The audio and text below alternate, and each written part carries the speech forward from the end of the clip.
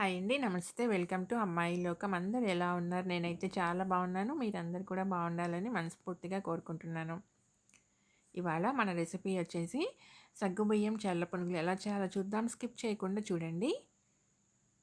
First వచ్చేసి అరకప్పు సగ్గుబియ్యం తీసుకున్నామన్నమాట మిక్సింగ్ బౌల్లోకి.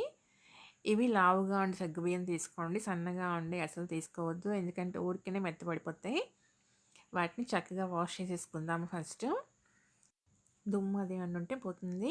తర్వాత పావు కప్ అనమాట అటుకులు తీసుకున్నాము. ఇవి ముద్దటుకులు. ఏ అటుకులైనా కానీ యూజ్ చేసుకోవచ్చు మీరు. కాకపోతే నానటానికి టైం పడుతుంది అంతేనండి. వీటిని కూడా కలిపేసి వాష్ చేసేసుకుందాం ఇప్పుడు.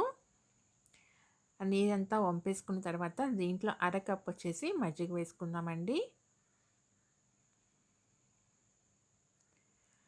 మూత పెట్టేసి ఒక 30 నిమిషాల పాటు సగ్గుబియ్యం నానాలి కాబట్టి 30 నిమిషాల టైం అనేది పడుతుంది. అందుకని 30 నిమిషాల పాటు నానబెట్టుకుందాము. 30 నిమిషాల తర్వాత చూద్దామండి. చక్కగా నానిపోయినాయి అనమాట. మజ్జిగ అంతా పీల్చేసుకున్నాయి అటుకులు సగ్గుబియ్యము. చూడండి చక్కగా నానినాయి అనమాట.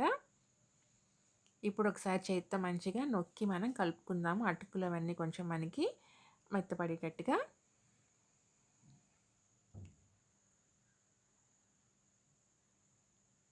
ఇలా కలుపుకున్న తర్వాత మామూలుగా మనకి ఇంట్లో దోసపిండి ఉంటుంది కదా, దోసపిండి ఒక కప్పు తీసుకుందామండి. రెగ్యులర్గా మనం ఇంట్లో వేసుకునే దోసపిండేను ఒక కప్పు వేసుకుందాము. తర్వాత దీంట్లోకి వచ్చేసి ఒక పెద్ద ఉల్లిపాయ, 2 పచ్చిమిర్చి సన్నగా తరిగి పెట్టుకున్నాము, వాటిని వేసేసుకుందాము. 1 టేబుల్ స్పూన్ తురిమిన అల్లం, రుచికి సరిపడినంత ఉప్పు, కొంచెం పసుపు, 1 టీ స్పూన్ వచ్చేసి జీలకర్ర, కొంచెం కరివేపాకు,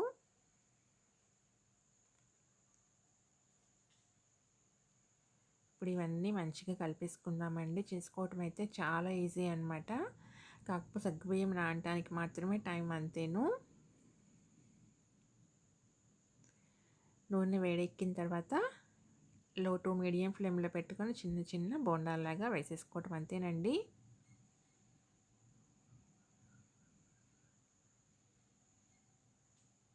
స్టవ్ వచ్చేసి లో టు మీడియం ఫ్లేమ్లో ఉంటేనే మనకి మంచిగా ఫ్రై అవుతుందన్నమాట లోపల దాకాను. లేదంటే పైన రంగు మారిపోతుంది, లోపల అలానే ఉంటుందన్నమాట పిండి పిండిగాను.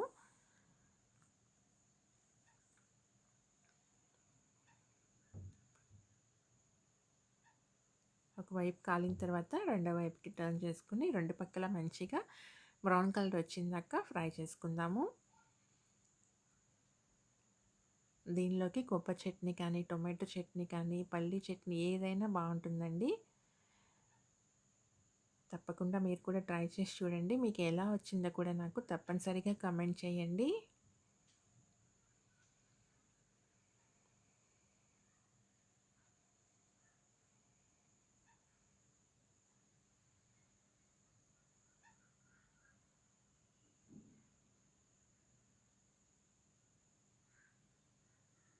చూసారు కదా, రెండు పక్కల చక్కగా మంచిగా ఫ్రై అయిపోయిందనమాట. తీసేసుకుందామండి. అంతేను, చక్కగా రెడీ అయిపోయినాయి అనమాట.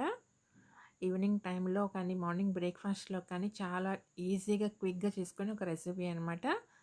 తప్పకుండా ట్రై చేసి చూడండి.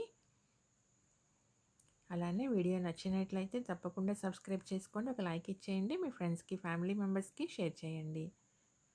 ఈరోజు రెసిపీ అయితే ఇంతే. రేపు ఇంకో కొత్త రెసిపీతో మేము ముందుకు వచ్చేస్తాను.